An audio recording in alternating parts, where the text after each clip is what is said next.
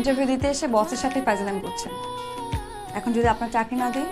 না না প্লিজ, এটা করবেন না। এই চাকরিটা আমার ভীষণ প্রয়োজন। এই চাকরিটা না পেলে বউ বাচ্চা নিয়ে না খেয়ে মরতে হবে। আচ্ছা, কয়টা বাচ্চা আপনার? 9টা। 9টা বাচ্চা? 2 বছরে আপনি 9টা বাচ্চা নিয়ে ফেলেছেন। তাহলে বিয়ে করেছেন কয়টা? বেশি না, 6টা। আপনি তো দেখছি অনুমোদনের বাইরে 2টা এক্সট্রা বিয়ে করে ফেলেছেন। এতগুলো বউকে সময় দেন কি করে? এই তো সপ্তাহে 6 দিনে 6টা বউকে সময় দিই, আর বাকি একদিন গার্লফ্রেন্ডের জন্য মাত্র।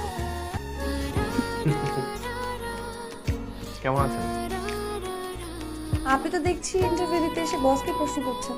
আমাকে আমি ভালো আছি।